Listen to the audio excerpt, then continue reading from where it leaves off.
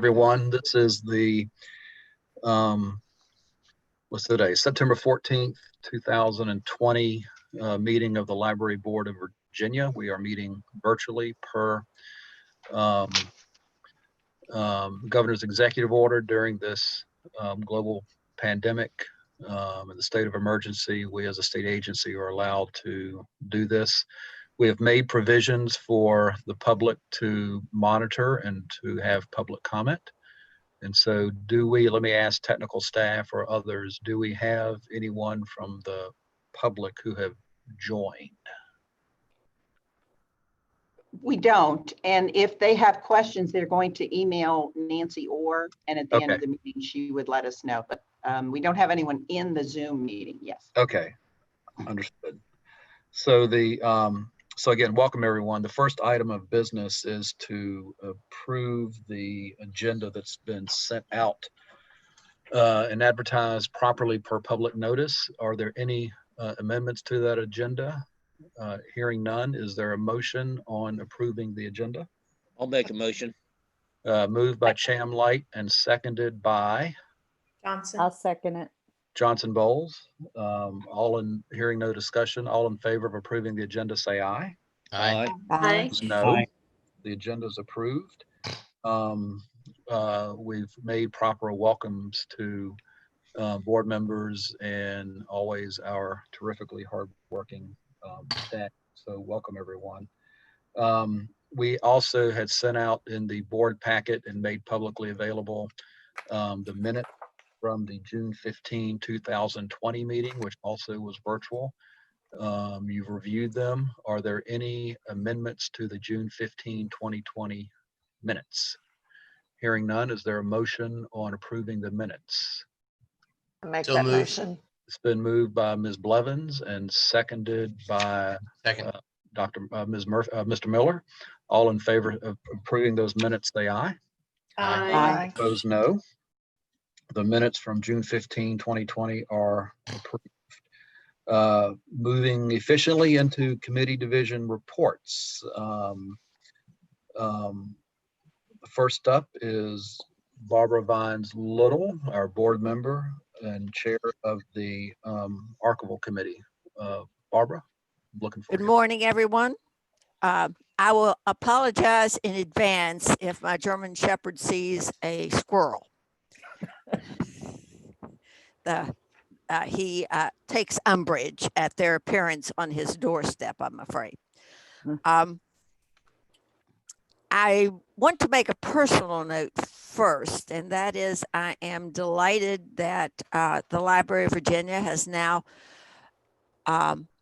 joined Family Search as an affiliate library, which opens up worldwide access to records to researchers who come to the Library of Virginia, and makes their work a lot easier in some cases.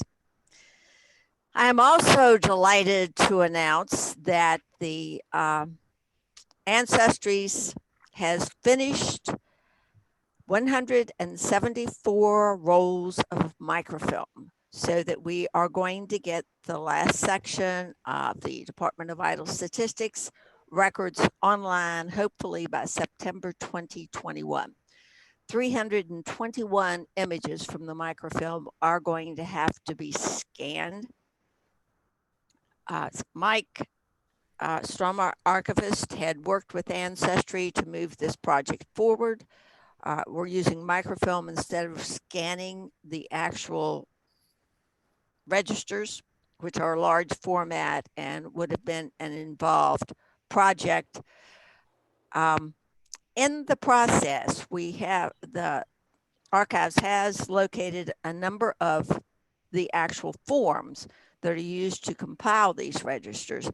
And hopefully after this is completed, we will be able to do something about these, because what we're finding is that both at the county level and at the state level, some of the forms never were interested in the register. A researcher recently found over 80 death records from post-1912, which had never been recorded with vital statistics. 8 of those 80 had never been recorded. Of those, 6 were for African American individuals. So what we're hoping to do is, in the future, maybe as researchers locate these, we'll be able to get these added to the project or a separate project in some form. The other important aspect of the archival work recently has been the Governor Wilder papers. And I'd like to ask Mike to speak to where we are in this process, if he would. Thank you, Barbara. Good morning, everyone. I appreciate a few minutes here this morning to give you an update on the Wilder papers. We have processed 46% of the collection. That's up from 42%, I believe, in the written report I handed in last week to you all. That equates Mike, to yes. Is that 46% of the collection or 46% of the backlog? 46% of the Wilder collection. So Okay. that translates to 242 feet of the 520 feet of Wilder material. And a cubic foot in archival terms is basically a box the size of a ream of paper. So there are roughly 520 of those containing Wilder material. 242 have been processed. What we mean by processed in the archival profession is that the records have been appraised to make sure that they belong in the Wilder collection, that they aren't third-party records that have been passed along, or often in appraisal, we'll often find records that are restricted because of personal information or things like that. So these records that I'm calling processed, we've gone through, we've appraised the records, we've arranged them. Oftentimes they don't come to the archives with in any specific arrangement, and so we arrange them. And then we inventory the records too, to help processing and reference archivists later on to find things, as well as researchers to help them find things themselves and looking at the inventory. We also rehouse them in acid-free folders and material for long-term preservation of the records. So that's what we've been able to do for about 240 feet of the collection so far. 13 people from the Library of Virginia, 13 staff members are working on this project with us.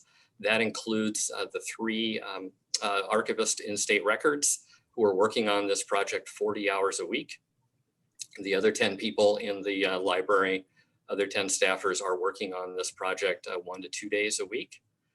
Right now, the percentage, the 46%, it does include work done on the Wilder papers prior to July. We had started in June with a little bit of work on the records of the communications office, and that was about 20 feet or so, and that's added into the total.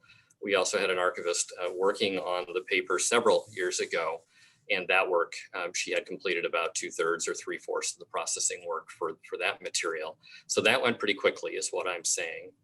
We expect process to go a little slower from here on out, and we are going to keep a close eye on that in the next few weeks to see if we need to ask for more help from the staff who is working on this project in the library coming up. But so far, so good. 46% right now is a good place to be. And we're hoping that the work is uninterrupted by the pandemic, and we're hoping to make good progress here in the next couple of months. We expect to. We still expect to be done by the January 1st deadline. As we finish groups within the papers, we've been adding those groups to the catalog. We've been completing the finding aids, and we've been adding the record groups that we've finished to the catalog, the library's catalog. So they are accessible now. We didn't want to hold all of this up until the very end. Since we were able to complete series along the way, we have done that. So just for an example, the records from the communications office are done. Since we got a kind of a head start on that anyway, they're done now. And so there is the catalog record up for those records, records of the liaison office, records of the executive mansion, a couple others too, 2 or 3 others as well. So we are trying to make access to the records as quick and as soon as possible. So I am pleased that we're beginning the process now of providing access to the public to those records. I wanted to let you know that I am updating Governor Wilder's team on this once a month, and I just updated them a few weeks ago. I did not hear back from them on this current update, so I'm assuming that that they're okay with it. I imagine pleased is probably not the right word, but hopefully okay is what they are. We're not pleased to be in this position, surely, but we do appreciate the help that we've received from the other divisions in the library. I thank the other division directors and members of EMT for all their support in this. And I'm really thankful to my staff who has rallied and pulled together and made really good progress on this. So that's my report. Are there any questions? I have one. This is Marcy Sims. You said that we were giving access to the portions of the collection that had been completed in terms of cataloging. Is that inconsistent with what we said about the, I think it was the Kane records maybe, or we're not going to release portions of the collection until we had the entire records completed, in that I think our reasoning was that that would give an incomplete picture of the term of that particular governor. Just asking if we are being inconsistent in offering access to portion of the collection. Sandy, would you like to jump in with that? I'm not quite sure. Yeah, I think Marcy, what you're remembering actually has to do with Governor McAuliffe's material. We were asked why under a FOIA request, why we could not, just go in and pull what we could find quickly because it wasn't yet processed. And we did explain that even if we were able to do that, we would be giving just what was quickly identifiable, but would not in any way, shape, or form represent the totality on a particular subject. What our archivists find often when folks in administration are corresponding with each other, they may never use the word because they all know what they're talking about. So never in the subject or in the email does the word pipeline, for example, appear, but they're all talking about the Atlantic Coast Pipeline issue, but you couldn't find it unless somebody has gone through to process it. So we were explaining why we don't even consider doing like a quick survey for a FOIA request. But we've been consistent in that until the records are processed, we don't open them. And I'm sure Mike didn't mention it, but I'm sure that the other thing that the team working on this are doing is also looking for legally protected information and redacting that if it's Homeland Security, which I guess during Wilder's term was not what it is today, but there still would have been confidential information in there. So we're trying to be consistent, but what you're recalling is an explanation that we gave to the press as to why you can't even do sort of a stopgap that they were asking for. Okay. But with Governor Kane, Mike, correct me if I'm wrong, as we completed each series, we did release those.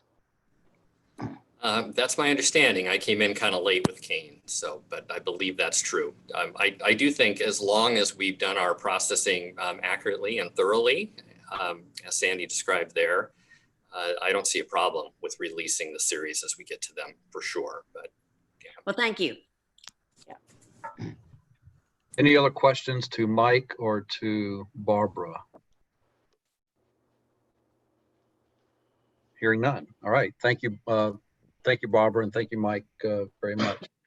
On to Johnson Bowles and the Education Outreach and Research Services Committee. Good morning, everyone. Thank you, Mr. Chairman. So I would like to commend the staff for all their hard work during COVID. They were able to accomplish a great deal in shifting to some new online programming. And some of those include resources related to the US Census and its history and importance. And also the genealogy workshop continues in July. They presented workshops on types of maps important to genealogy research. And in August, regarding records that were created 1865 to 1880 on African-American genealogy. Upcoming in that series will be a Virginia genealogy to 1850, census records, and finding female ancestors. Of course, that's very important and very complicated often. I would like to commend Catherine Fitzgerald Wyatt and her team's work on videos that relates to the We Demand exhibition. Of course, that's on the suffrage movement in Virginia. If you haven't had a chance, I would definitely recommend looking at those videos, which the curators and Catherine put together to highlight aspects of the exhibition. And terribly sorry that people can't see that wonderful exhibition, but you know, during the pandemic, of course, it's open now with limited participation, but if you can, please go online. There's a lot of, what I really admire about that work is how they work to address head-on some of the more controversial aspects of the suffrage movement in Virginia and the inclusion of women of color. And so please do see that. And I'm hoping that in just a moment, Catherine might speak to that work. The traveling exhibitions continue, and I'm glad to see that as well. A few other highlights: the remote research is up. Interlibrary loan has restarted again after an investigation of best practices around the country and a lot of discussion about handling interlibrary loan. And of course, Barbara already mentioned the Family Search affiliation, which is great. And then Who Do You Think You Are will be making another taping at the library, and that's very exciting as well. Next, I'd like to turn it over briefly to Greg, who will talk a little bit about the Virginia Datathon. And I think what's important about what these programs do, you know, we have wonderful collections, but how do we use them? How do we think about information? How do we connect the past to the present, to the future? And the work of this division, these departments in the library is really vital in these days to make sure people understand how to use primary documents and primary research to really understand the facts and how we look at our world today. So I'll hand it over to Greg to talk about that, but also for Catherine, just to give a few highlights on the work to bring the exhibition online. So thank you all. Great. Good morning, everybody. That's a great summary of sort of the big picture. In terms of the Datathon, and Paul been on this because this is really something organized out of Paul and Kathy's division. But we will be, many of you know that we have hosted in person a number of Datathons with the state's various offices. This is co-sponsored with the Chief Data Officer's Office for the Commonwealth. And, you know, really the intent of these is to get teams together. It is a competition, and they come up with innovative solutions using big data that's out there to address various important issues. And there really probably isn't a more important issue right now than the theme of this year, which is going to be communities and COVID-19. We have 25 teams that have been registered. It will be virtual, as so many things are this year. It'll be live streamed and available to the public on the library's YouTube channel. It's a really exciting event. The participants are really excited about what they're doing. They often come up with really remarkable solutions to issues. And it's just a great thing. And of course, for us to be able to collaborate with the Chief Data Officer is really a great collaboration. So Paul, do you have anything you want to add to that? I don't know if Paul's on, he may not be. Maybe Yeah, he's I on was just trying to unmute. Yeah, just that the teams are up to, we have over 30 teams now. So we've closed it out as of Friday. So it should be a really good event. Just the technical challenges will be interesting. Mike Ezepik will be managing that Zoom meeting as well. And with that many teams, we have to have that many breakout rooms so that the teams can go and work on their own and then bring them back into the main room. And it'll be an interesting experience. But one thing we're really hoping to do that we haven't done in the past is take the solutions and actually implement them. And the chief data officer is really interested in making sure we do more than just, have people have some fun and make things. We're actually going to try to do something with them. Hey, Paul, what would be an example of that in the past, how or what you hope for? Can you give us a little bit more explanation on what that might look like? Well, since none of them have actually been used, I don't have a specific example. But like 2 years ago, the Datathon was on the opioid crisis, and teams came up with a bunch of different solutions based on like ways for pharmacists to track prescriptions between pharmacies to make sure people aren't going to different places and getting their stuff filled. Last year with it was equity in education, and I can't remember exactly what the winning team was, but there were a bunch of high school students from Henrico, and their thought process was very different than what the adults who had teams came up with, and just things like that. And so really we'd like to take those solutions and kind of grow them and implement them later on. Whereas, because in the 2 days they could basically put together some basics and then give a 5-minute presentation. But we'd like to do a lot more than that and actually use these to kind of help the Commonwealth move forward, especially government agencies that might be affected by it. Well, we're going to look forward to hearing more about that. I think that's one of the most important things that happens within the education division and what you all are working on. So keep us posted for our next meeting. Okay. Thanks, Paul. Great. So I apologize. Go ahead, Kathy. Oh, so now I think Catherine's give us a little update. Yes. Yeah. Good morning, everyone. Good to see you all. I wanted to give just a quick update, sort of an add-on on the Family Search affiliate. I just got an email late last night, I'm looking down at it, that David Rencher, who's the director of the Family History Library and Chief Genealogical Officer for Family Search, is actually going to present a webinar for us in honor of our affiliate status. We are going to record it, and he's going to kind of give a walkthrough of some of the benefits, some of the tips for searching and using the databases that are included. So anyway, I thought that was pretty exciting news to share. So I just wanted to share that with you.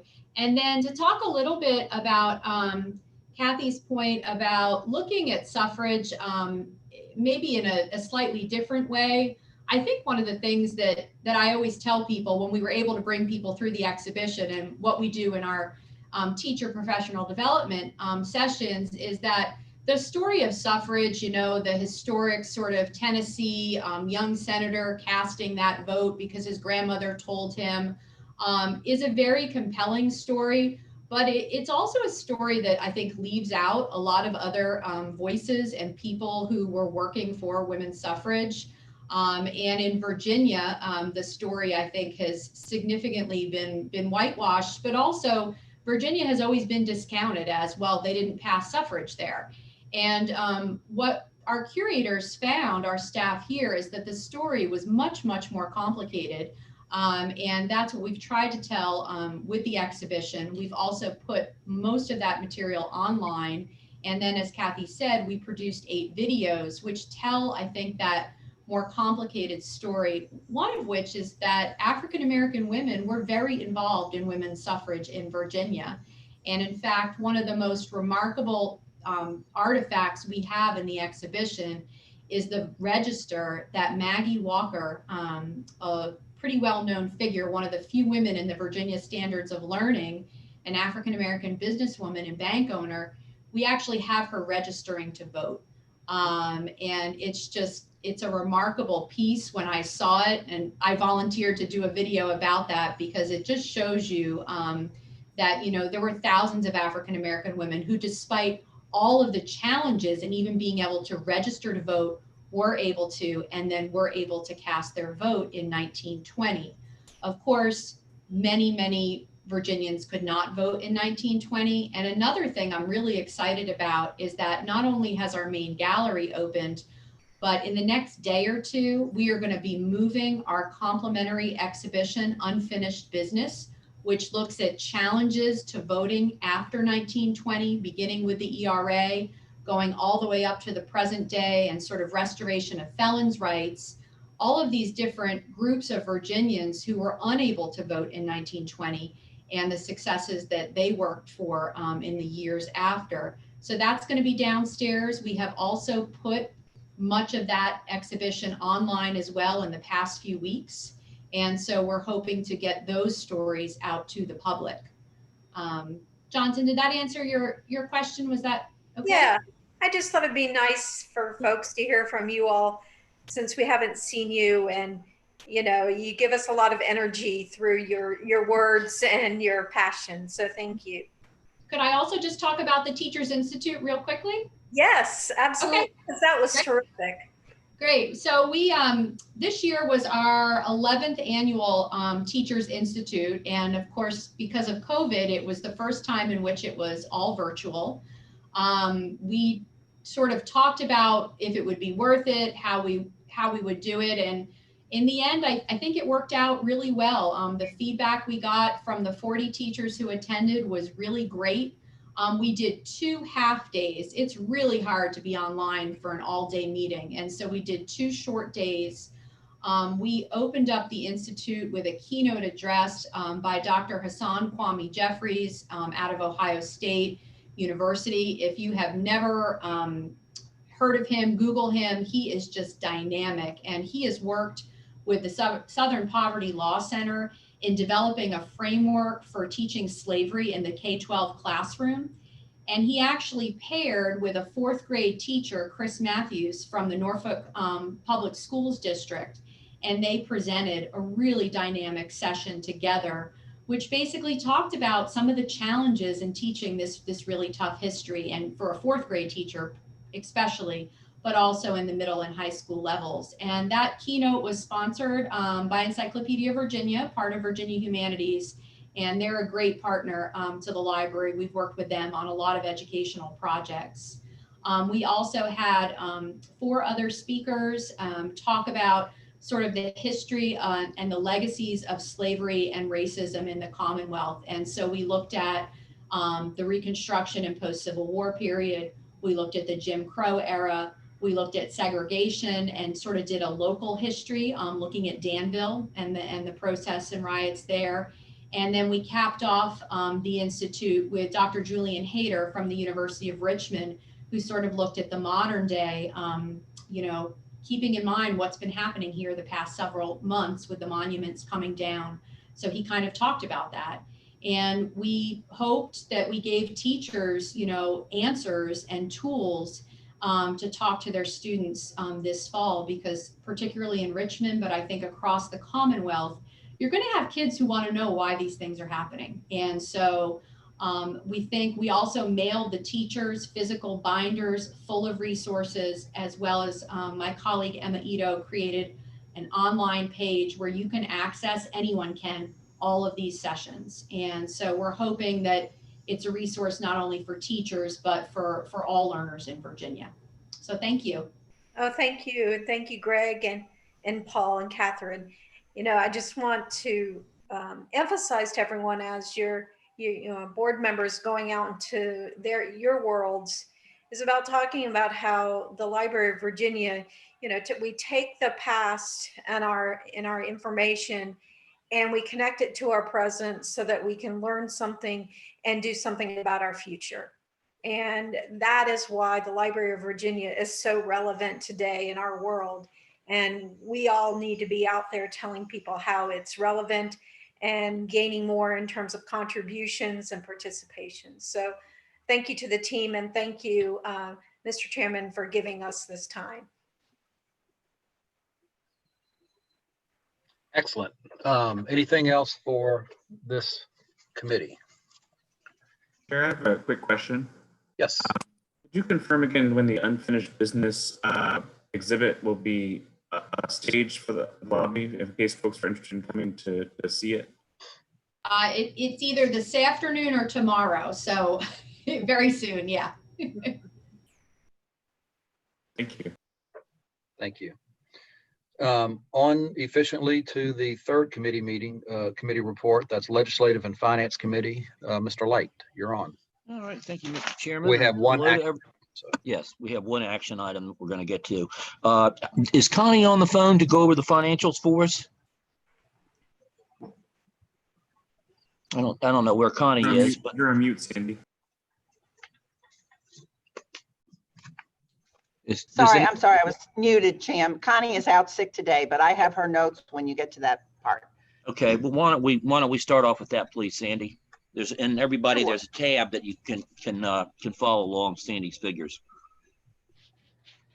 Sure. Connie Warren, our Director of Administration and Finance, would normally do this for the newer board members, but I will do my best to cover from her. The budget to expenditure comparison is the document I'll speak about first, which is the first bar graph and information below it behind that tab.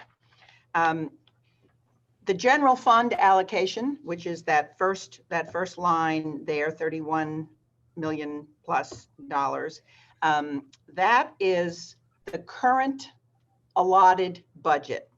So it represents the budget as it was passed by the General Assembly last April, which means that there was a $1 million addition to state aid and a $400,000 addition for processing of the gubernatorial records that's not reflected in there because that money was unallotted. And as you can see, we are about 24% spent of that budget by July 31st, which may look alarming, but as board members who've been with us longer know, that's because we cut our the first state aid payment out to local libraries in July. So it distorts that first quarter because that's a very large amount of money that goes directly out of our budget to the public library. So you'll see that percentage even out when you see the next update, but that's a normal distortion that's always there. In terms of federal funds, the largest amount of money, which we'll talk about in a little bit, comes from our grants to states, library services and technology grant. So that represents the biggest part of that federal funding. We also get funding from the National Endowment for the Humanities that supports the newspaper project. We have a small SHRAB grant and a grant for Virginia Untold from the National Historical Records and Publications Committee. So that number there, which is a little over $5 million, includes all of that spending. So we are only 4% spending there, in large part because we haven't been able to move on some of the projects particularly for the Virginia Untold. But we will be using that federal funding in this fiscal year, you can be assured, just not that first month of the year. Special funds are monies that come from private grants, contributions from the foundation, workshops, facilities fees, things like that. And so we have only used there about 6% of that $1.4 million budget from special funds. And then the final budget category is our circuit court records program.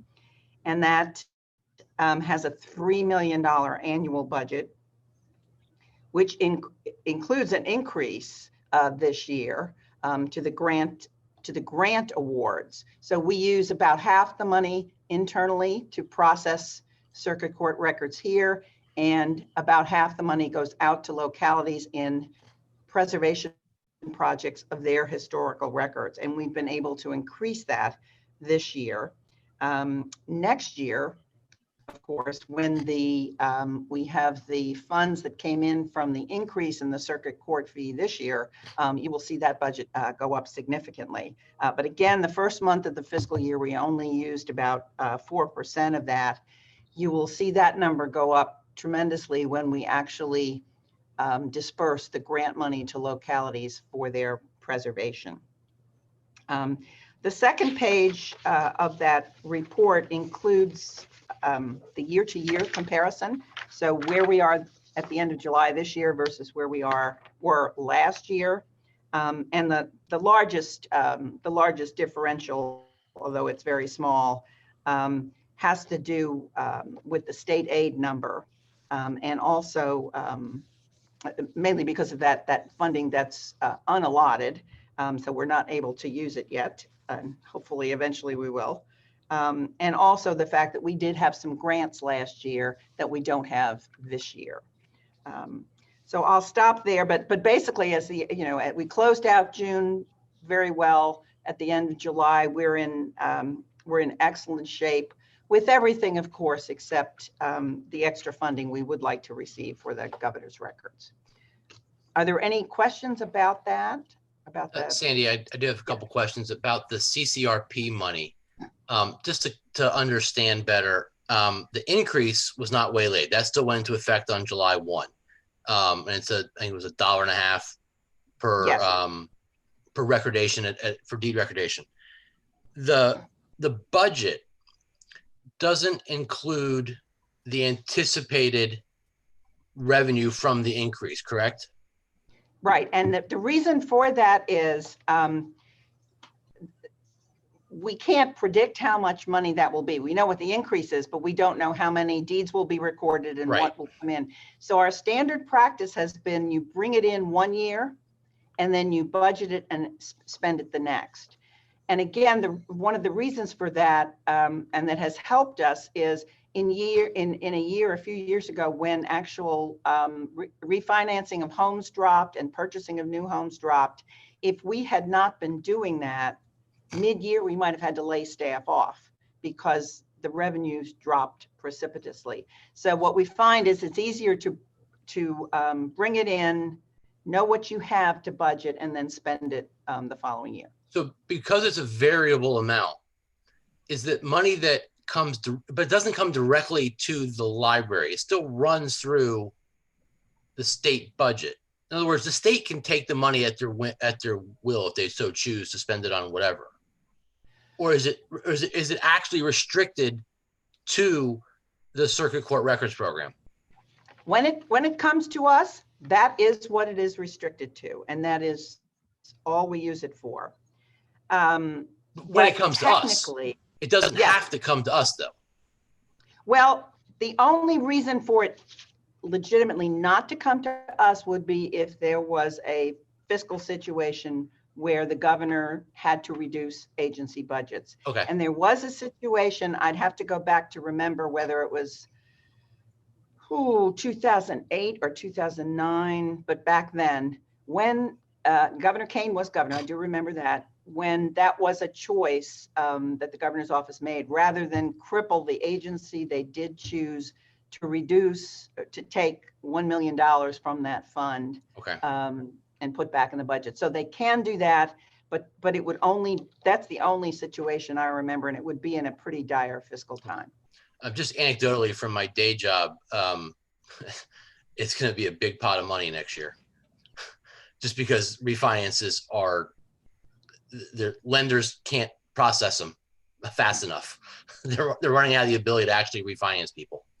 There's that many people doing it. So hopefully that'll bode well for the records program next year. Exactly, and thank you for your support with the circuit court clerk in your area. It's a big deal for me. So I appreciate that it's working well. Thank you. Yeah, just to put that rating the budget into perspective, and I can't remember exactly when it happened either, but the to satisfy the budget gods, the state came in and cleaned out the budget surplus from the Virginia State Bar, which is a state agency that regulates the attorneys. And of course, the attorneys cried foul, but at the end of the day, I think I can't remember exactly how much it was, but it was about $1.5 million, something of that nature. And that was all from attorney dues. So yeah, it does happen. I mean, Mark makes a good point. It does happen from time to time that the state will come in and clean some of these accounts out. But as Sandy said, it is very extraordinary and has only happened the one time with the CCRP. We do have one action item, and that's also on a tab in your packet. It's the LSTA grant budget, and Sandy's already alluded to that, but it's keep me honest here, Sandy, it's the Library Support Technology Aid. Is that what LSTA stands for? Actually, Library Services and Technology Act.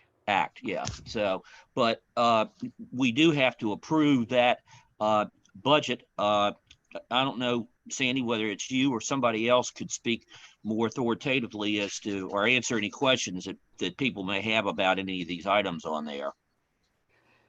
Sure. This is for the newer board members. This is a piece of federal legislation that's administered by the Institute for Museum and Library Services, and it provides every state through their state library agency funding to be used for statewide library services. So the purpose of it, when it's been around since the 1950s, it was originally to encourage cooperation among libraries and to strengthen, to use the funding to strengthen libraries across the country. There was a period where it actually helped to build libraries, and you could use the money for construction. And in the last 20 or so years, the focus has been on technology, making sure that libraries have the technology and use that technology for the benefit of citizens. It's distributed to states on a formula basis, population being the main driver, and it depends on an annual appropriation from Congress. So once that appropriation is made, the calculations are done and each state is told what funding they have to use. So the funding for this federal fiscal year, which starts October 1 and goes through the end of September next year, is a little over $4 million. And we use it as I said, for statewide services because we get the most bang for the money in that way. And as you can see by looking at it, the largest line item is the first one, Find It Virginia, which are the online database resources that we license and make available to all public libraries in the Commonwealth, so that we're sure that every public library, whether they are, wealthy Fairfax County or a small little, as John Bauer Bank used to talk about, Russell County in Southwest Virginia, that they have that base of online authoritative resources that their communities can use for information. I will just say as a footnote, way back 20 years ago, we were successful with the library community in getting state funding for that. So just imagine if the state paid that 1.7 million now, how much more we would have to spend to support Virginia's libraries. But that was eliminated in a very early budget cut. And so but this has been the public library's top priority since that time. And so we pay for it with these federal funds. Everything else here, you probably have heard something about, but again, I'd be happy to answer specific questions. But the Evergreen and the WordPress are ways that we support, particularly the smaller public libraries who can't afford their own technology. E-rate is it's a very small amount of money, but it's a agreement that we have with a company that actually works with public libraries to help them get E-rate reimbursement for their technology. 21st century work skills, we have a consultant who works with libraries to make sure that they have programming in that area. School readiness and summer learning, those are two of our most important services that we offer to libraries to help them support young children, especially the summer reading program, which is tremendously popular and tremendously effective. Then we have a number of things we do here as well with education, genealogy education, document bank site for teachers. And we support as well a lot of our technology infrastructure here that allows us to provide government information to citizens, and that also allows us to host a lot of the statewide programs we do for public libraries. So that's just a very quick overview. The one thing Connie did want me to point out, you'll notice there is a line under administrative costs, and that's the administrative costs are the percentage that we are permitted to keep here for the library to administer these programs. So that pays for the financial support we offer, technology support, and so forth.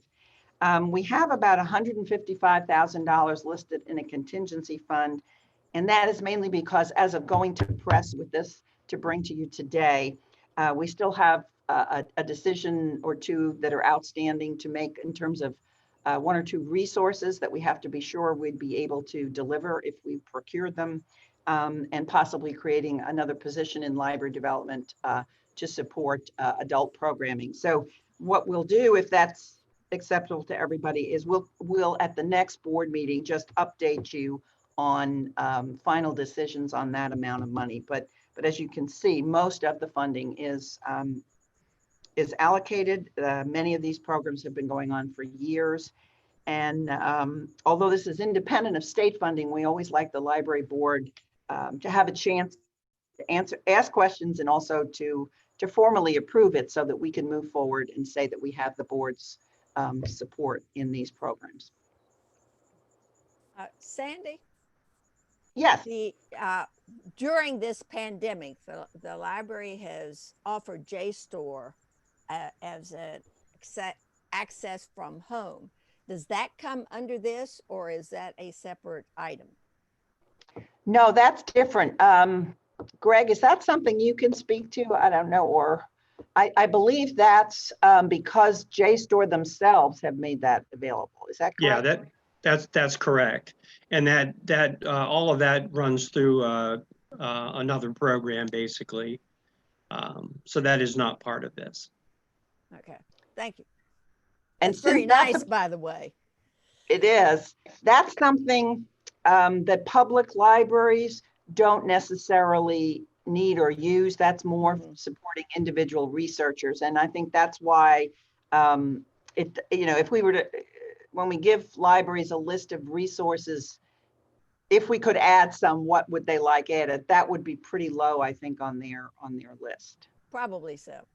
Yeah. All right, Sandy, thank you very much. Mr. Chairman, I think we need to have a formal motion to approve the grant budget as drafted, unless somebody else has some questions about it. I have one technical question. Are we allowed to do a voice vote on this one, or do we have to do a roll call? It's a good question. Audrey might be able to answer that. You have to do a roll call because you're in an electronic meeting. You have to do a roll call vote for any vote that you take. Okay. So does that mean in terms of approving the agenda and approving the board minutes, we also had to do a roll call? Technically, yes. For any vote that the board takes, I think you could probably, as a retroactive action, confirm whether that vote was universal. But as a technical matter, and I know it gets very cumbersome when you have this many people, whenever you are in an electronic meeting, it has to be a roll call vote.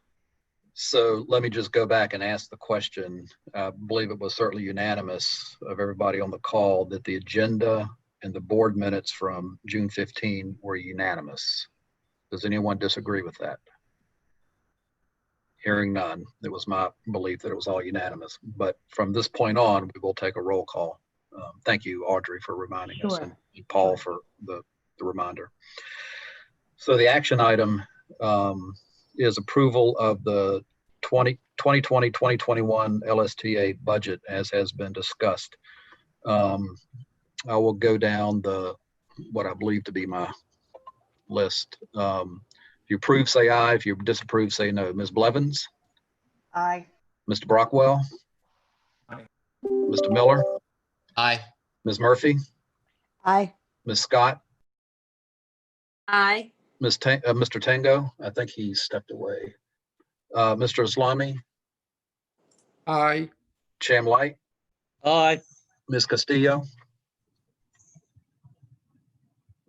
Ms. Castillo? Aye. And Ms. Bowles? Aye.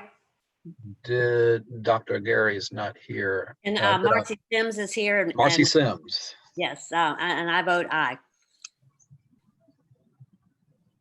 Barbara Little, did you get Barbara? I did not. Aye. She just voted. Good. Yep. So that is approved. Thank you. That completes action on the Legislative and Finance Committee. So moving on to the Public Library Development Committee, Mr. Miller.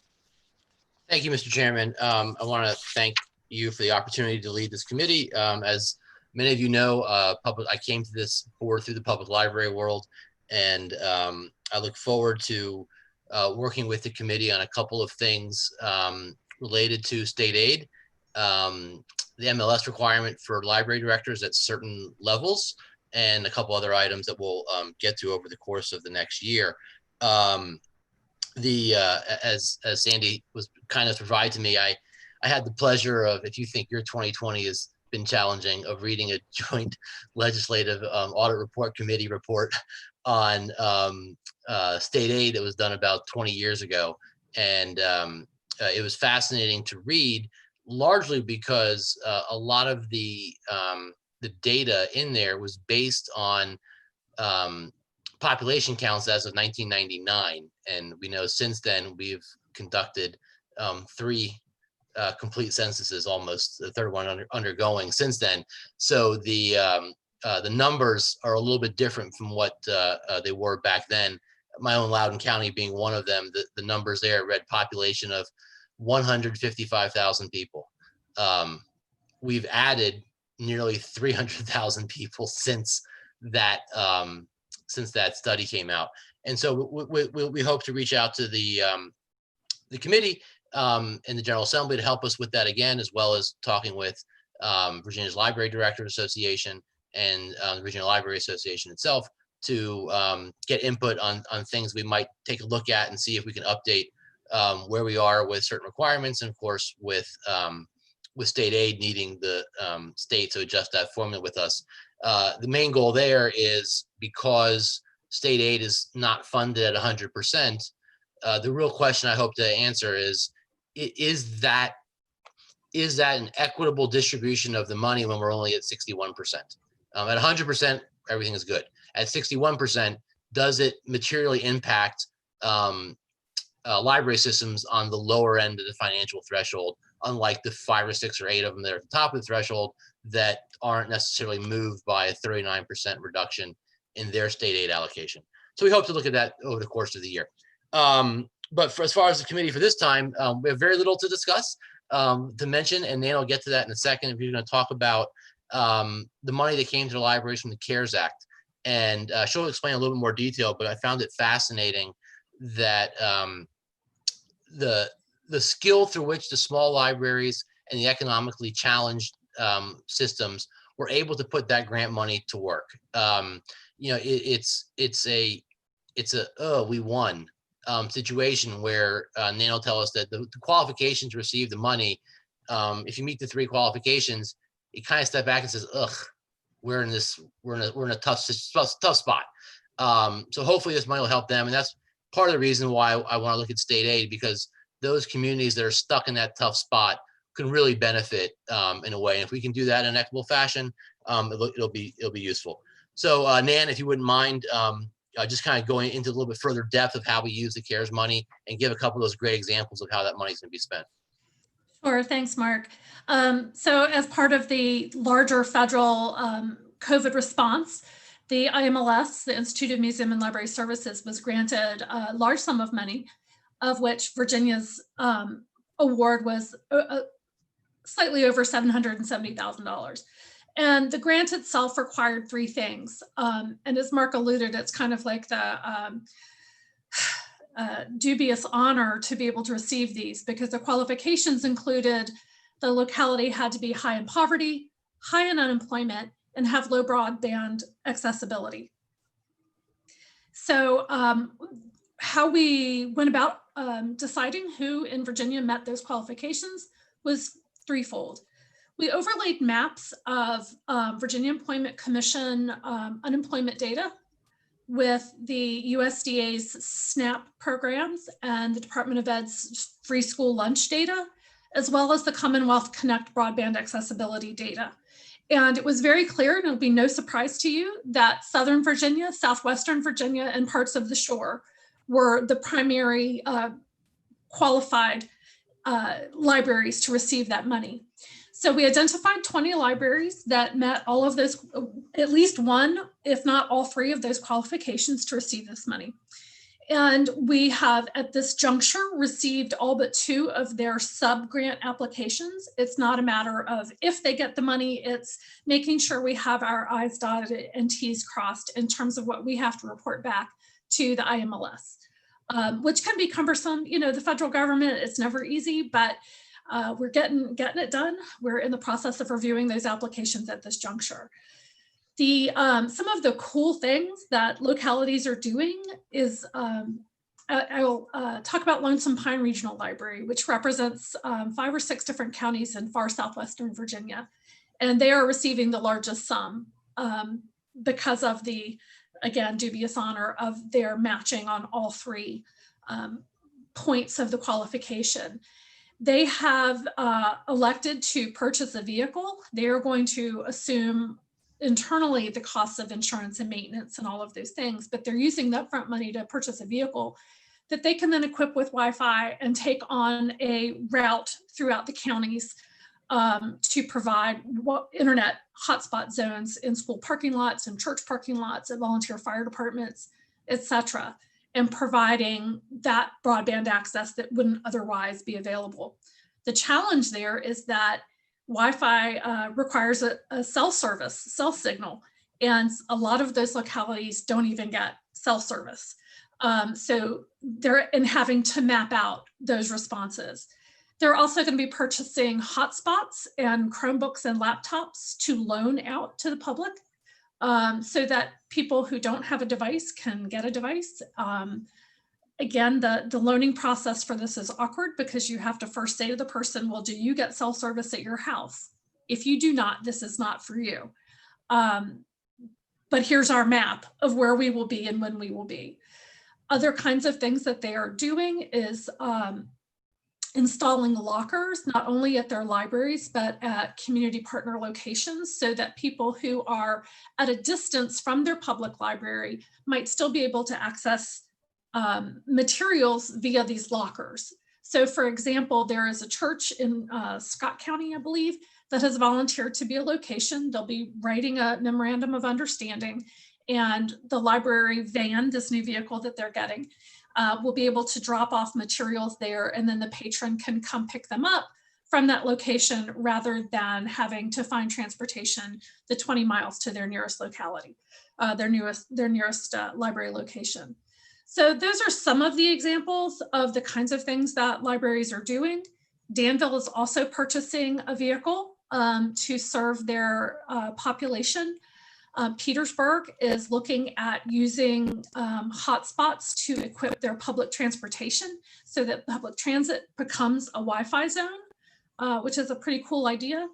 Another library is installing radio frequency identification tags, also called RFID, to enhance their touchless circulation so the patron can check in and check out books without staff ever having to touch them. Certainly a lot of libraries are purchasing PPE and cleaning supplies.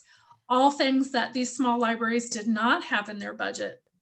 And we're having to go into their collection development budgets to purchase hand sanitizer and things like that. So these are some of the most creative ways that people are using this money.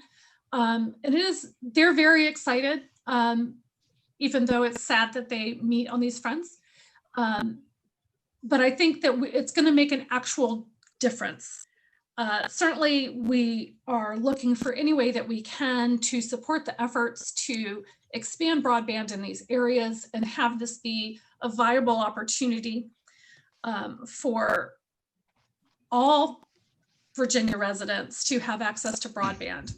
The pandemic has made it quite clear that everybody's plan B is just to do it online. But if you don't have broadband access, you're eliminating probably 40% of the population from participation in education, government, and the workforce. And that's just kind of adding insult to injury to these localities. This is a Band-Aid. We will never fix this problem with Wi-Fi hotspots, because you're also then assuming a level of digital literacy that just simply doesn't exist. So that's kind of where we stand. And the funds are available until September 30. They have to be completely expended by then. So the libraries are then faced with, well, how do we sustain these efforts? So that's a challenge as well. I don't know what they'll do. We're going to be assisting them in writing additional grants, finding community partners that might be able to sustain the efforts. Certainly, if you've purchased Wi-Fi hotspots, that's all well and good until the money you have to afford data to support them is available. So on the one hand, it's pretty exciting. On the other hand, it's sort of frustrating. So any of you, particularly Laura and Maya, live in these communities that you know what your user needs are. If you know of community partners, if you know of additional grants to which these libraries can apply once the federal money runs out, I'd love to know about it. So thank you so much, and I'm happy to entertain any questions you might have about that. I just want to further comment that that influx of federal CARES Act money, you can see what it can do for smaller and less financially stable communities. And that's twofold. One, why it'd be very helpful to have state aid fully funded, but also why a reevaluation of the formula that would perhaps allow for smaller or those of more in greater need of state aid to get a larger percentage of the 61% rather than an even distribution of that 61% of money across the board, because then you can see what we can really happen if there is a sustained level of state aid for some of those communities, that they can maintain these programs and they can continue to do that. And who knows what could come. I know that the American Library Association has some ideas on broadband into libraries, along with the Defense Department of all things, for telehealth and telemedicine for veterans. So if we can work with the General Assembly to get us to another level of spot, then perhaps we can be a model for American Library Association and their efforts to try and have some ideas to expand broadband through telehealth in libraries. So thank you, Nan, and hopefully we can continue working on this. I would like to add, if you don't mind, that we are working towards a collaborative model with the workforce development, the Virginia Workforce Development Community and the Small Business Development Center, because so many people are going to be needing to find jobs, right. And libraries are a hub for that. So between the Virginia Employment Commission, the Workforce Development Board, and the Small Business Development Center, we are looking to play a role in that as well. And so these needs-based, if we can address funding from a needs base and not just a rote formula, I think it's an exciting prospect. So I appreciate Mark's interest in that and look forward to working on all of those fronts with you this year. And that's all we have, Mr. Chairman. We open up the questions, anyone has any. Thank you, Mr. Miller. Any questions for Mr. Miller or Ms. Carmack? Hearing none. Thank you very much. We move on to the very exciting Library of Virginia Foundation. Mr. Dotson. Thank you, Mr. Chairman. I appreciate it. Hope that everyone is doing well. I'll be brief. Just had my first year anniversary here, so it's definitely been an interesting one, but I can say for certain that the library staff has been fantastic to work with so far, and I've really enjoyed my time here so far. I'd also want to thank all of you. We reached 100% board participation from both boards this year in terms of fundraising towards the library. And that's really fantastic because it's the first question that we get asked by potential funders, especially in the foundation and corporate spheres, where if we can't check off that box for 100% foundation, it makes it a really difficult conversation to try and get them on board with what we do. Last year, the foundation ended up with a small audited deficit, primarily due to market fluctuation. If anybody remembers what the market was doing in the last 30 days of June, or in the month of June, you can remember that right up until June 30, we thought we may get there, and at the last minute, it kind of fell out a little bit again. But fortunately, the market's recovered, so things are looking really good this year in terms of our investments. Our fundraising saw a slight increase, around 9% over the previous year. So we'll see what happens in the current fiscal year as the pandemic continues. But so far, things are moving in a positive direction. And because of that, we were able to increase our funding for library programs by about 10% over the previous year.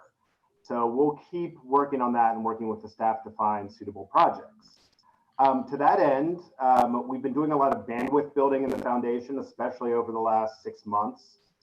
We've retained the Curtis Group, which for those of you that don't know is a fundraising consulting firm out of Norfolk, Virginia, to start helping us build more of a statewide infrastructure for our fundraising efforts. And the foundation board really felt the need to invest in the foundation's bandwidth to make sure that we were better able to serve the library as well. And to that end, we've contracted a grant writer to start building up our grant portfolio, which she's been doing a fantastic job so far. And hired a new assistant director of development, Elaine McFadden, who comes to us as the director of corporate and foundation giving from the Virginia Historical Society, Virginia Museum of History and Culture, as I keep interchanging the two. So we're in a better position now than we were a year ago to make sure that we're finding resources to help with a lot of the conversations that you guys have heard today. One of the things that the foundation is able to do is provide program support where state resources aren't available. So we'll continue to build that portfolio and continue to try and increase our efforts with that. In terms of program support, during the beginning of the pandemic, when many of the staff was teleworking, we were able to really help take the lead as my phone starts ringing, so I apologize. We were able to help take a leadership role in putting forth those Tuesdays at the Library Facebook Live videos. And I'd like to thank the collection staff that were incredibly helpful in putting those videos up with us. If any of you were able to check any of those out. We had one virtual Weinstein program, and we have moved our Voorhees lecture into 3 various virtual programs online. The last one was last month, and we have another one on 9/23 with Andrew Lawler, which is really exciting. We've been working with staff a lot lately on trying to develop programmatic initiatives that we could find funding for, things that fall outside of our general unrestricted fundraising, but places where we can really move the needle in terms of making the library's efforts much smoother. Those projects right now we're working with the collections team to conserve and make digital all of the Jefferson Hotel architectural drawings. It's a big piece of Virginia preservation and Virginia history. It's something that we have the only collection of. So should they need to make architectural changes to the building, we're the ones that have those drawings, and we want to make sure that they're in a suitable place for future use and research. We're working with the library and the staff to try to put together a digital studio so that we can be better at putting forth digital programming. We're working on raising funding for the equipment on that right now. Projects like funding World War II separation notices, which I know is a giant collection that needs to be conserved and digitized. We're working on a diversity fellowships initiative with a lot of leadership from Sandy, so thank you so much, and John Metz, so that we can be better able to put people of color into positions where they're better able to work in the library field and the archives field. And we, after having a really good conversation with the Institute of Museum and Library Services, we feel that we're in a very good position to create a program that can be utilized by other libraries around the country once it's completed, or once we get it going. I'd I'd like to thank especially John Metz and the Special Collections team for really helping to build a lot of these projects, and Kathy Jordan and Roger Chrisman for working with us on a lot of these digital initiatives. I think there's a lot of really good work being done out there. We're also starting just now on a big project around the 50th anniversary for the Virginia State Constitution. I'd like to thank Preston for really taking a leadership role and helping facilitate a lot of those conversations. And I know Sandy will probably talk about that more in her piece, but it's another really great opportunity for the library to get involved in this big project, but also find additional funders for the institution that can pay off in different ways. The last thing that I will talk about is the literary awards this year.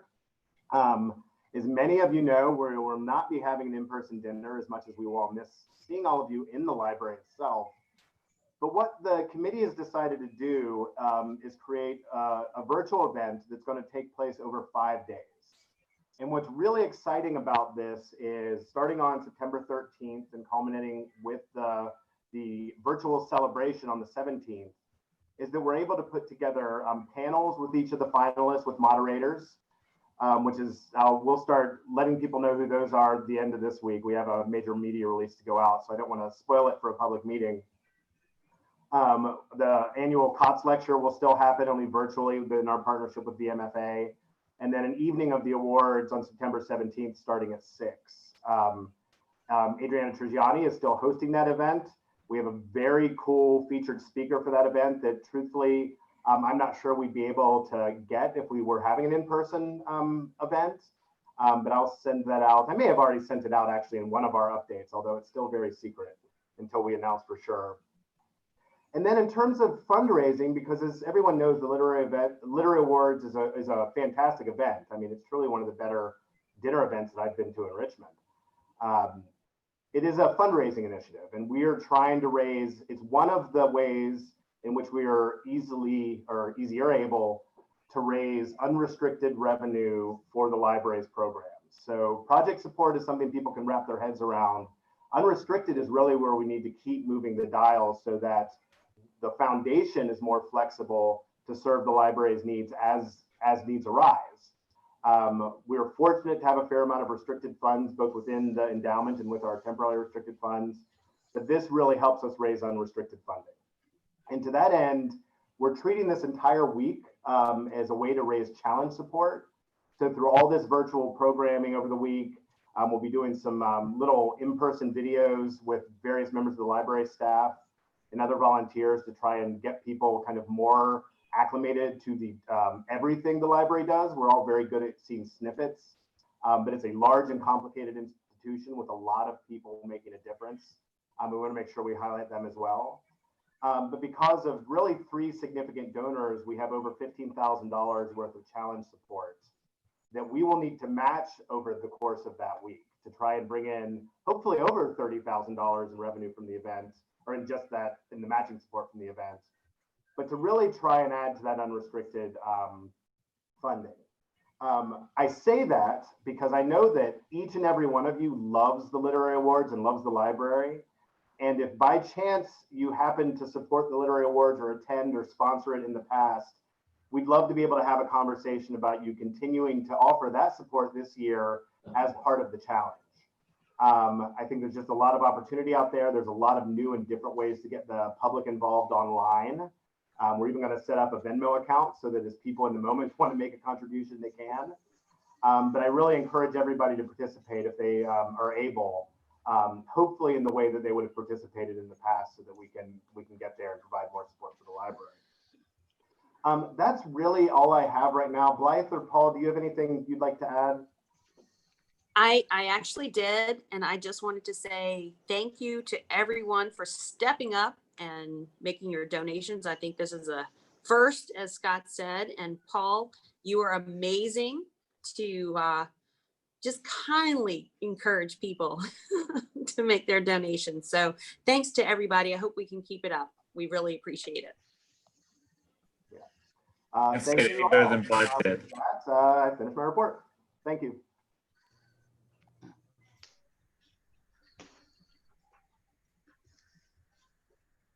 Preston, you're muted. I do it too. Yeah, sorry.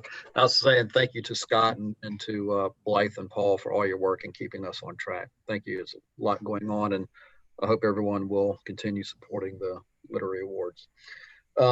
Next is report of the librarian, Ms. Tridway.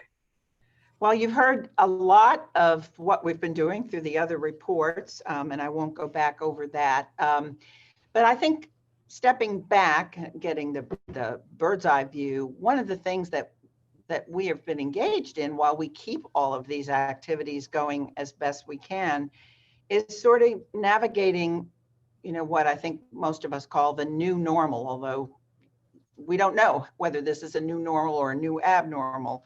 And we're not alone in this. Every library, museum, arts organization is really doing the same. But I hope when we come out of the COVID pandemic on the other side, we'll have some insights and that'll help us in planning going forward, because there's a lot of bad stuff associated with this pandemic. Yet there's a lot of good things that we've learned from it too.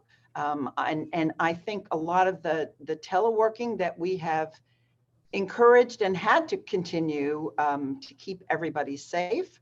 We're learning, how best to juggle that with in-person, with staff being here in person. And we're trying to learn from that so we'll know what that means for the future.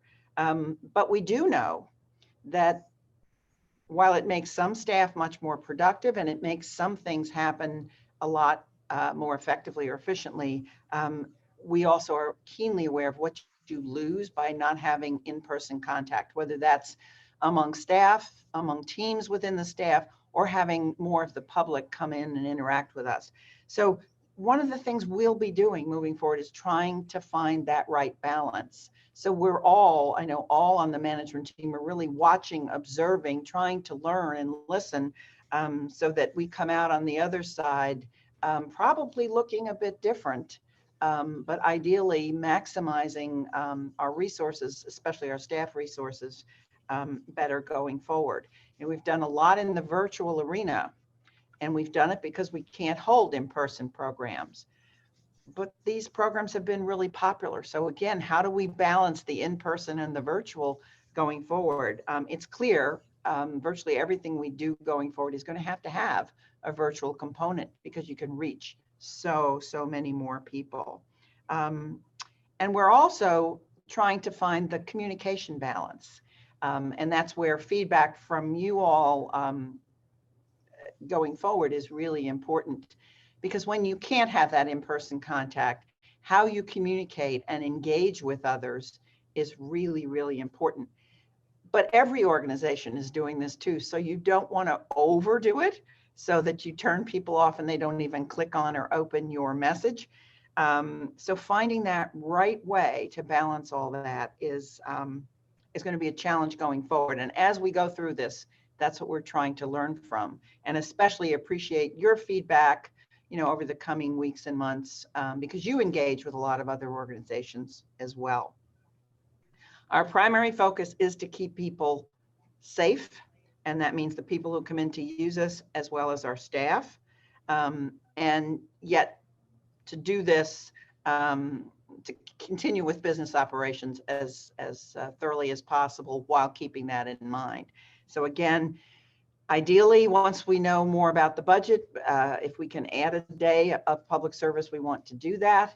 Right now, we don't see an end to doing things by appointment so that we don't exceed the capacity in the reading rooms. I think that's really crucial. So as looking toward the end of the year, certainly we don't see that changing. But for those of you who have been in, and I know Barbara's one of them, it's working, and it's working very well. So people are finding what they need, and they're staying, knock on wood, they're staying safe. So, and I do want to commend and thank our facilities staff who are amazing. We've increased the capacity there for daytime cleaning, and staff really has noticed it. Everything from banisters, door handles, keyboards, restrooms, any place that people touch, they are working day and night to enhance that that health and safety. And they often are the last ones thanked. So we are trying to find a way that we can thank them in a more tangible way as well. But they are awesome. And then the last thing I'll say, and Preston, I suspect you may want to add to this, is budget-wise, we don't know where we are. Those of you who read the newspaper probably are following the special session of the General Assembly, which was called by the governor to address revisions that might need to be made to the budget based on the decline in revenues. But they have so far spent, and understandably, much of their time on legislation dealing with social justice and police reform and so forth. I've been told that this week they're going to start getting serious about the budget, so we'll see.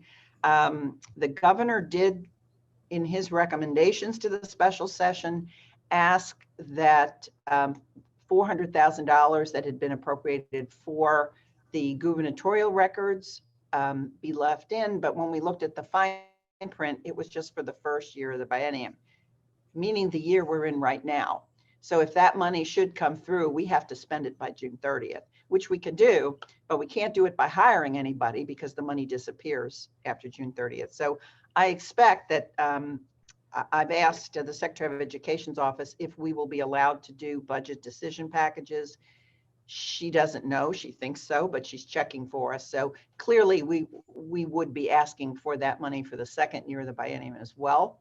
But of course, no guarantees. So that's why we are waiting until the General Assembly makes these decisions to decide, we have some vacant positions, how should we fill them, and how to do all of that.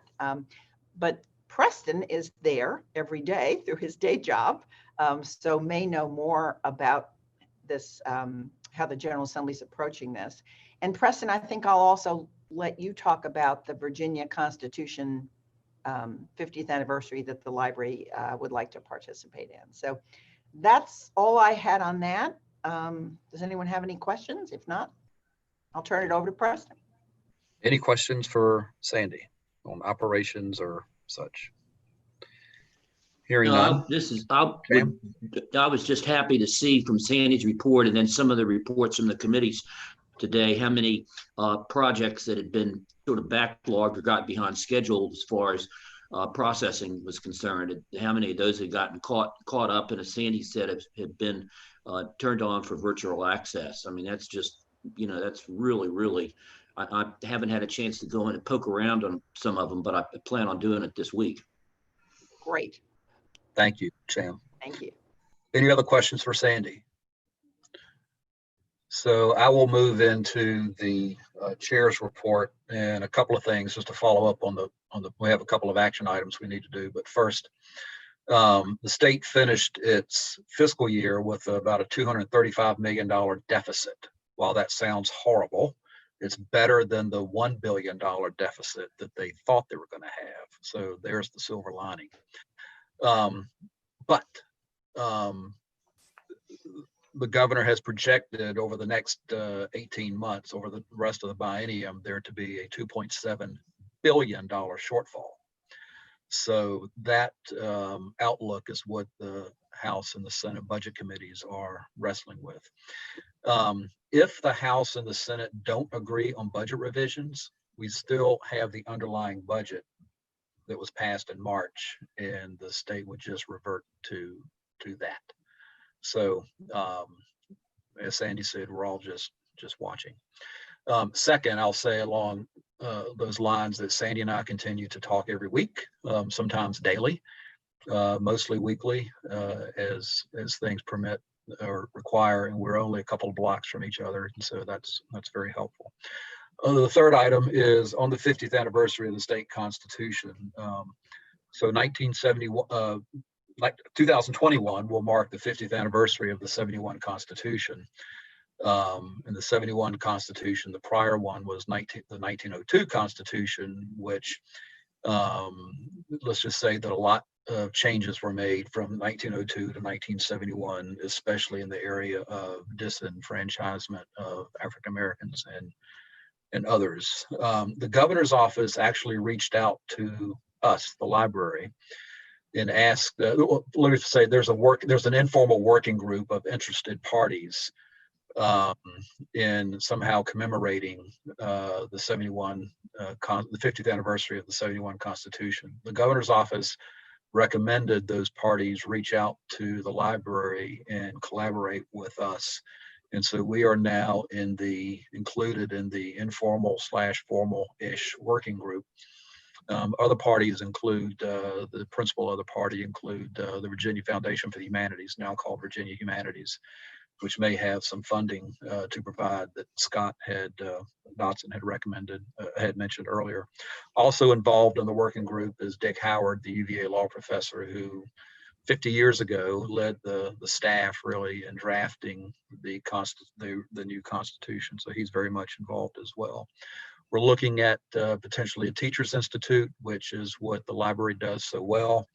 Online exhibits, physical exhibits that will travel to libraries and other places, seminars or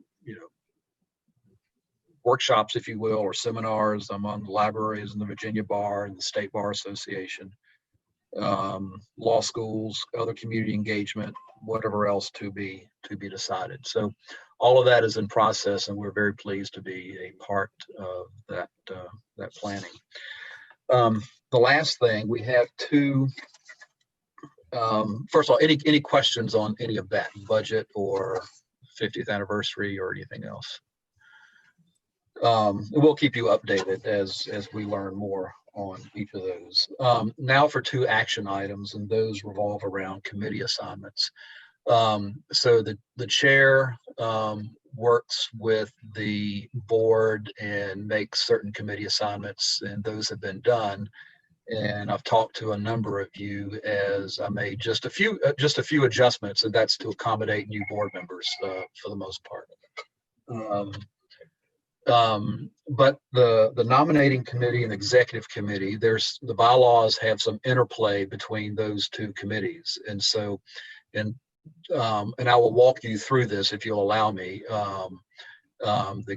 Between the nominating committee and the executive committee, and some of these, there are a couple of motions that need to be made that only certain people of the committees make, and then eventually the full board votes on the executive committee. So if you'll allow me, let's do this in a stepwise fashion, and I'll try to orchestrate it, and I'll call on Sandy and Audrey to correct me if I screw it up along the way. So first, I will speak to the existing 4 members on the executive committee. So I will ask that Bryant, Bowles, Light, and Scott listen up. The executive committee has to nominate the board officers and then make recommendations on the other members of the executive committee. Well, actually, Bryant, Bowles, Light, and Scott need to nominate the nominating committee. It is my recommendation that the nominating committee be as follows: Blythe Scott as chair, Marcy Sims, Muhammad Islami, Robert Aguirre, and Paul Brockwell. Those 5. So might I call on Bowles and Light to move and second that slate of 5 for the nominating committee? Again, Scott as chair and Sims, Islami, Aguirre, and Brockwell. Bowles or Light? Also move. Yes. It's been moved and seconded that the executive committee, Nominating committee. the executive committee nominate those for the nominating committee. And so now might Bryant, Bowles, Light, and Scott vote on that. This is an executive committee vote. I vote aye. If you're in favor of that slate for the nominating committee, vote aye. Aye. Aye. This is Blythe Scott, aye. Okay, Bryant, Bowles, Light, and Scott. Anybody vote no? Okay, that's unanimous, and I think that qualifies as a roll call. Now that we have Scott, Sims, Islami, Gary, and Brockwell, I'll speak to you, only you five.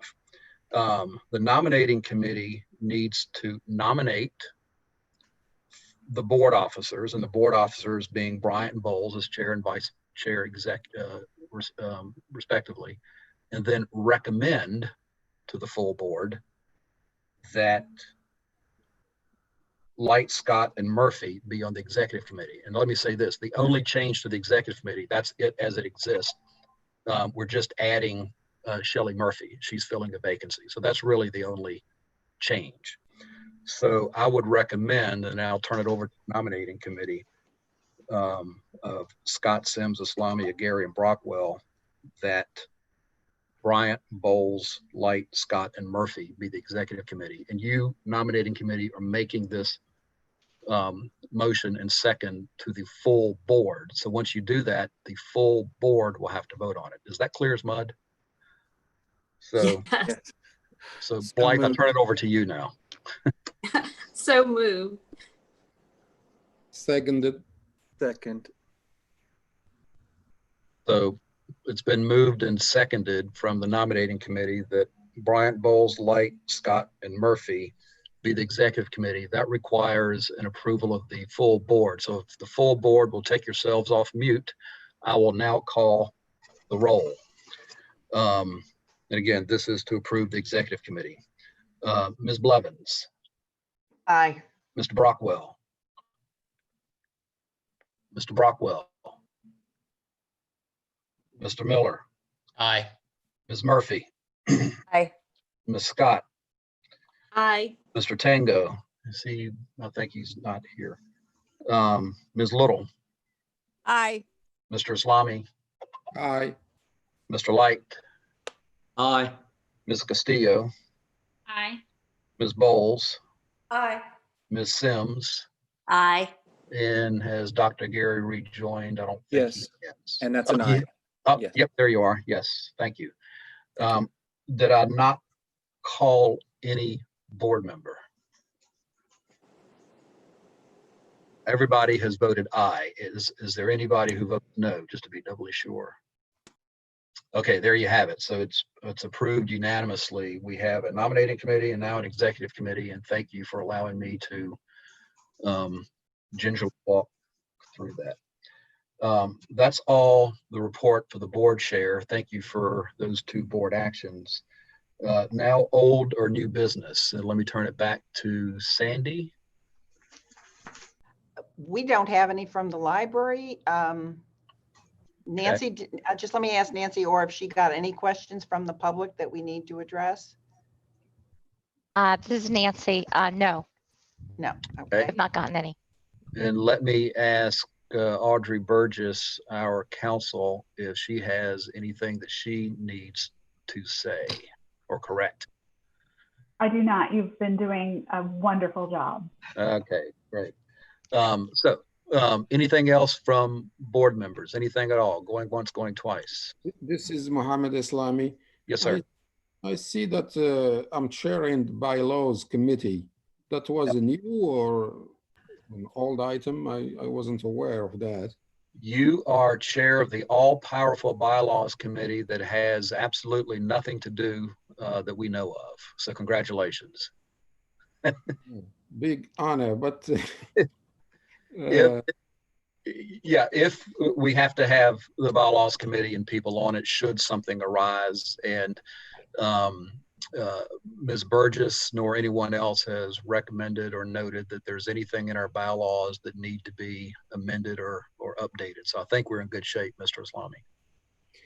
I'm just curious, when is the last time those bylaws were reviewed, or does the board review those? I don't know. Oops. The last time they were updated was when the provisions changed for allowing for participation by board members in electronic meetings. I'm not talking about the emergency pandemic, but about, I want to say 3 years ago, the Commonwealth added provisions and guidelines for when board members can participate electronically and how many meetings a year. So the bylaws were updated. At that time, it was Audrey's predecessor, Carrie Nee, who reviewed that update so that what's stated in our bylaws matched the legislation or the code. So we are not anticipating, unless the General Assembly does something in addition, that we would need to revise the bylaws this year. The spiral bound copy that I have is dated 2016, 2017. So are the bylaws, I think the bylaws are on the website, are they not? If they're not, they should be. I will check. I'm not certain. Yeah. Might we search this morning, but I didn't find them, but that doesn't mean they were not easily available on the website. Might I recommend, Sandy, that you and Nancy send a PDF of the bylaws to all board members? I think when you came aboard, you should have gotten them, but might we go ahead and do that just as a matter of routine so everyone has a PDF copy? We can do that. They are in the printed board handbook that we gave everyone, but we will send a PDF as well. Yes. Yes, and this is Nancy. The change was 2 years ago with that electronic. That was the end of when I came in. So it's been about 2 years, and I think we'd be glad to send the PDF version. Everyone should have the most current updated board handbook, but we can send the PDF. Okay, let's do that just for kicks and grins. And I think Audrey and I had a discussion some time ago. Shouldn't the bylaws, Audrey, be on our website?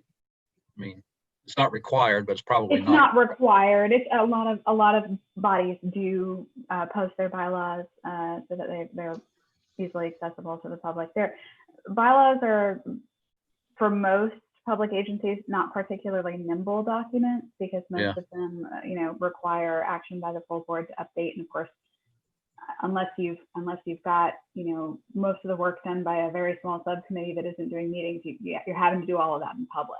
So, but a periodic review is also not uncommon. So if you were going to do that, your mechanism for that would be to start with that subcommittee, understanding that, and that's the other thing that I'd caution all of you about is sometimes when the bylaws are updated or redistributed, sometimes that'll prompt members to notice things that they think ought to be changed, and there starts to be some chatter by and between board members.